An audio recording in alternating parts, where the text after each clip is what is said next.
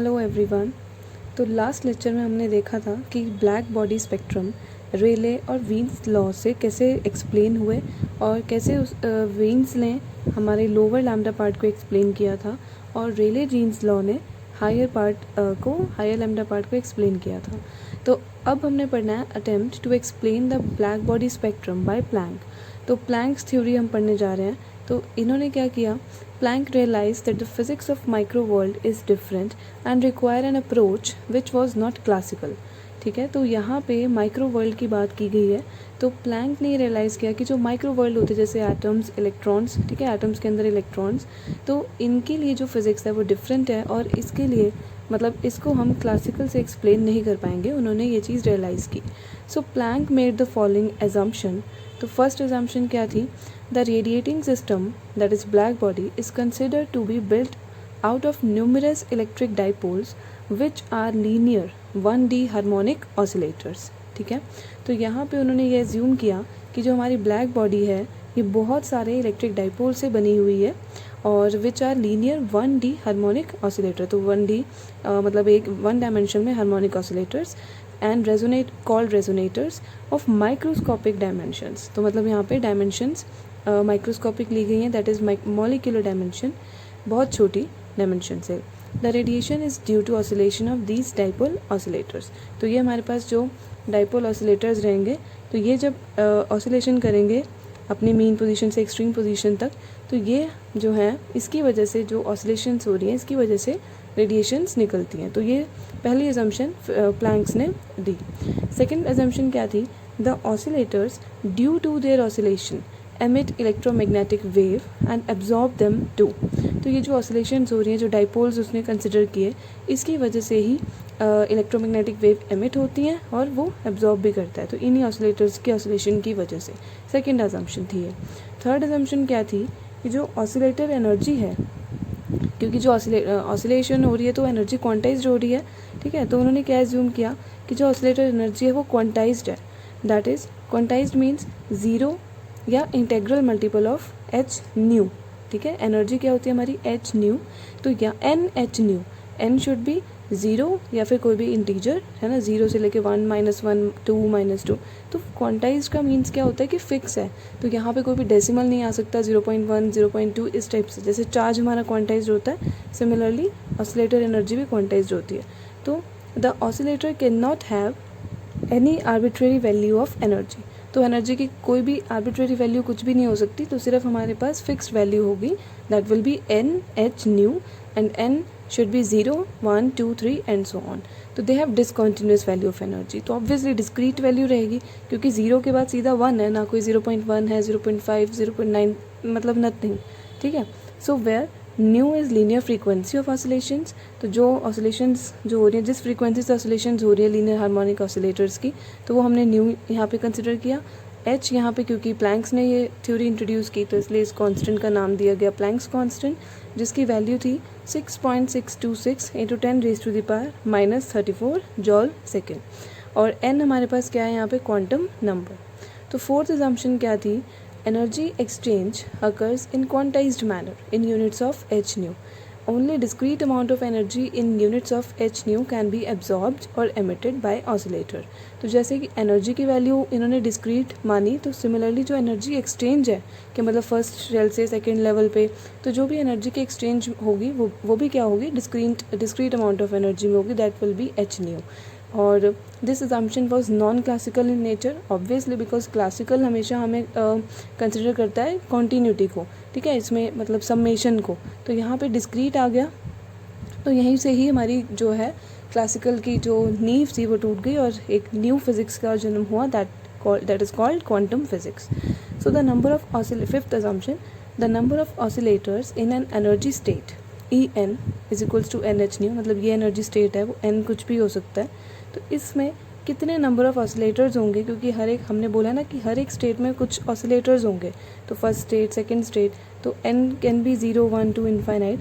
तो वो number of oscillators किसने डिटर्मिन किए, bye Maxwell Boltzmann distribution law. और उसके अकॉर्डिंगली हमारे पास नंबर ऑफ ऑसिलेटर्स किसके बराबर होते हैं, n0 e⁻⁻⁻En/kT। ठीक है, एक्सपोनेंशियल माइनस, अब ई एन क्या है, N H nu, upon K T, और एन नोट क्या है, इनिशियल नंबर जो भी था, और एन एन क्या हो जाएगा, final number. So next 6 assumption उन्होंने क्या दिया, फॉर्मूला दिया कि जो भी उसमें ऑसिलेटर्स हैं, क्योंकि बहुत सारे ऑसिलेटर्स हैं तो सभी की एनर्जी उन्होंने एवरेज एनर्जी मानी, और उसका फॉर्मूला क्या दिया, H nu upon exponential H nu upon K T -1। Okay, then इसी में ही प्लैंक्स रेडिएशन फार्मूला क्या है, ये हमें कौन सा किस चीज़ का फार्मूला देता है, Planck radiation formula, energy density of radiation. तो जो भी रेडिएशंस ब्लैक बॉडी से एमिट हो रही हैं वो एनर्जी डेंसिटी उसका, ठीक है, ये देता है, और उसका जो लैम्डा वेवलेंथ रहेगी वो वेरी करेगी lambda to lambda plus D lambda. तो E lambda D lambda will be 8 pi H C upon lambda raise to the power 5 1 upon E raise to the power H nu upon K T -1 D lambda. और तो ये Planck radiation formula हम learn करेंगे, इससे काफ़ी questions मिलते हैं। और एक बहुत इंपॉर्टेंट फार्मूला है, ये हमें पता है 9th-10th से हम पढ़ते आ रहे हैं कि जो फ्रीक्वेंसी होती है that is C upon lambda nu, मतलब हम ये पढ़ते हैं C is equals to nu lambda, तो इससे हम लैम्डा और न्यू दोनों की वैल्यूज निकाल सकते हैं। तो अब जब प्लैंक्स ने अपनी थ्योरी दे दी और अपने असम्पशंस दे दी, तो उससे जब उसने अपना लैम्डा ई लैम्डा और लैम्डा को प्लॉट किया, मतलब एनर्जी को लैम्डा के साथ किसी भी मतलब रेडिएशंस की वेवलेंथ के साथ प्लॉट किया, तो उसकी दोनों पार्ट में मतलब लैम्डा और हाई एनर्जी पार्ट और लोअर लैम्डा पार्ट दोनों के लिए उनका एक्सपेरिमेंट के साथ जो है एग्रीमेंट हो गया। So Planck law hold good at all wavelength, ठीक है। तो यहाँ पे यही यूनिक का ग्राफ मतलब ओवरलैप कर गया इसके साथ भी और इसके साथ भी। तो अब हम करने वाले हैं प्रैक्टिस क्वेश्चन, ठीक है। तो यहाँ पे प्लैंक्स लॉ कंप्लीट हो चुका है, प्लैंक्स लॉ ने क्या असम्पशंस दी, क्या फॉर्मूला दिया, तो वो हमने लर्न करना है। और जो पिछले वीडियो में मैंने वीन्स लॉ और स्टीफन्स लॉ आपको समझाए थे, उसी के अकॉर्डिंग, उसी के बेसिस पे आज हम न्यूमेरिकल्स क्वेश्चंस करने वाले हैं, जो कि बहुत इंपॉर्टेंट हैं और एग्ज़ाम में आपको ज़रूर मिल सकते हैं। सो फर्स्ट क्वेश्चन क्या है, assume the sun to be a black body at temperature 5800 Kelvin. Show that total radiant energy emitted by sun per second is 3.95 into 10 raised to the power 26 joule. तो हमें temperature given है और energy पर second given है, ठीक है। So radius भी given है 7 into 10 raise to the power 8 metre, sun की रेडियस गिवन है। तो अब हमें पता है कि हमें टेम्परेचर, एनर्जी, ये सब का हमें कौन देता है, किस लॉ से हमें ये फॉर्मूला मिलता है, that is Stefan's Boltzmann law. तो पहले गिवन हम देख लेंगे और गिवन के अकॉर्डिंग हम उस लॉ को यूज़ कर लेंगे। तो स्टीफन बोल्ट्जमैन लॉ क्या बोलता है कि जो टोटल इंटेंसिटी होती है that is sigma T raise to the power 4, ठीक है। और सिग्मा की वैल्यू हमें लर्न करनी है 5.67 into 10 raise to the power -8। अब इंटेंसिटी क्या होती है, एनर्जी पर यूनिट टाइम पर यूनिट एरिया, है ना। बट हमें क्या गिवन है, एनर्जी अपॉन टाइम। हमें गिवन क्या है क्वेश्चन में, एनर्जी एमिटेड बाय सन पर सेकेंड। तो अगर मेरे को एनर्जी अपॉन टाइम चाहिए, मतलब गिवन है वो चीज़, तो एरिया अगर मैं उधर ले जाऊँ तो that will B intensity into area, ठीक है। एनर्जी एमिटेड पर second will become intensity into area, और इसको मैंने नोटेशन दे दी क्यों, बार बार लिखने के बजाय, तो वो क्या हो गया, इंटेंसिटी इनटू एरिया। और इंटेंसिटी क्या होती है, sigma T raise to the power 4 into area, है ना। अब एरिया यहाँ पे बस हम यूज़ कर लेंगे, एरिया क्या होता है स्फीयर का। तो we know very well surface area of sun 4 pi R square, surface area of any sphere 4 pi R square, और आर हमें क्वेश्चन में गिवन है 7 into 10 raise to the power 8। तो बस अब इसको यूज़ करेंगे, कैलकुलेट करेंगे, तो हमारे पास एनर्जी पर यूनिट टाइम आराम से आ जाएगा। तो मतलब कितना सिंपल क्वेश्चन, बस आपको कॉन्सेप्ट समझ आना चाहिए, लॉ समझ आना चाहिए और वो फॉर्मूला उसका बस। लेकिन ये है कि फॉर्मूला आपको ज़रूर याद होना चाहिए, T raise to the power 4 है, 3 नहीं करना है। तो मतलब ये आपको बहुत ध्यान से अपने फॉर्मूलाज़ को फॉर्मूला नोटबुक में ज़रूर अच्छे से लिख के उसको लर्न करके अपना इस ऐसे न्यूमेरिकल्स में यूज़ कर सकते हैं आप। तो फॉर्मूला पे होल्ड करना आपका बहुत ज़रूरी है। नेक्स्ट क्वेश्चन क्या है, जो कि टीफा 2015 में आया है, that is 2 black body radiate energy at temperature T1 and T2। तो यहाँ पे अब 2 टेम्परेचर्स की बात की गई, तो मतलब यहाँ पे अब ग्राफ आएगा, जैसे हमने पिछले वीडियो में ग्राफ को समझा था। बट यहाँ पे हमने T1 क्वेश्चन में गिवन है T1 is greater than T2, है ना। सो द एनर्जी एमिटेड पर यूनिट टाइम पर यूनिट सरफेस एरिया पर unit solid angle of a black body in the frequency range nu to nu plus d nu is given by b nu d nu. So which one of the following graph has the correct form? मैंने यहाँ पे 2 ही options लिए, इन दोनों में से एक correct है। तो आप ग्राफ देखो, मतलब ये क्वेश्चन बस ये इतना ज़्यादा है ही नहीं कुछ, मतलब ग्राफ में देखे आपको बहुत आराम से पता लग जाएगा इसका आंसर, तो इतने डीप में जाना ही नहीं है।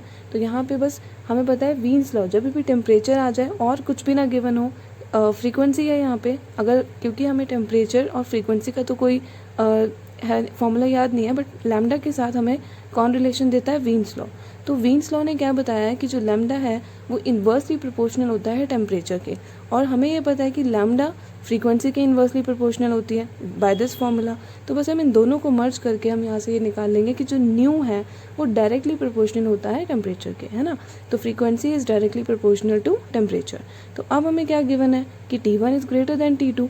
तो अगर टेम्परेचर T1 वाला ज़्यादा है तो फ्रीक्वेंसी न्यू1 वाली ज़्यादा होगी ऑब्वियसली, तो new M1 will be greater than new M2।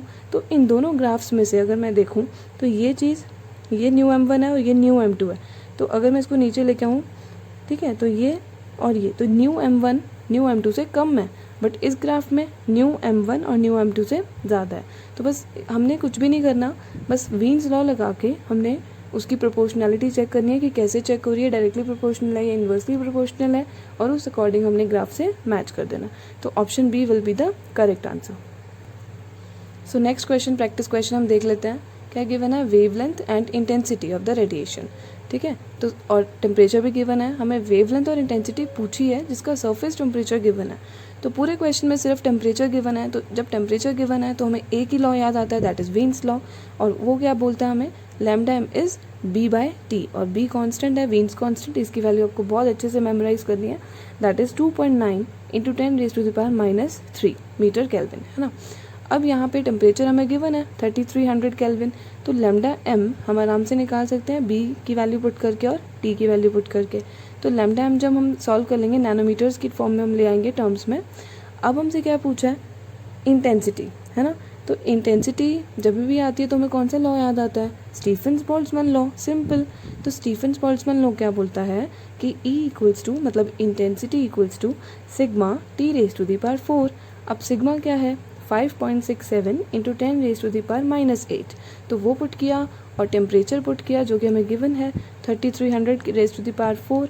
तो दोनों पॉइंट्स, मतलब अब इस क्वेश्चन में हमारे दोनों लॉज यूज़ हो गए हैं, तो आपकी दोनों लॉज की अच्छे से प्रैक्टिस हो चुकी है, कुछ भी नहीं करना है, फॉर्मूला मेमोराइज करके बस कैलकुलेशन करनी है। तो सिग्मा और T⁻⁴ को मल्टीप्लाई किया और हमारे पास इंटेंसिटी ऑफ द रेडिएशन आ गई। तो बस, तो हमने पिछले वीडियो में क्या देखा था कि ब्लैक बॉडी क्या होती है, दोनों लॉज अच्छे से समझे थे, वीन्स लॉ, स्टीफन्स लॉ। तो उन्होंने वीन्स लॉ और रेले जीन्स लॉ ने ब्लैक बॉडी स्पेक्ट्रम को एक्सप्लेन किया होता है, बट वो दोनों पार्ट्स को एक्सप्लेन इकट्ठे नहीं कर पाते। प्लैंक्स लॉ ने क्या किया है कि प्लैंक्स लॉ ने पूरा एक्सप्लेन कर दिया ब्लैक बॉडी स्पेक्ट्रम, ठीक है। तो उसने कुछ फॉर्मूलाज दिए हैं, वो आपने मेमोराइज़ करने हैं, उसकी कुछ अजम्पशंस हैं वो आपने मेमोराइज़ करनी है।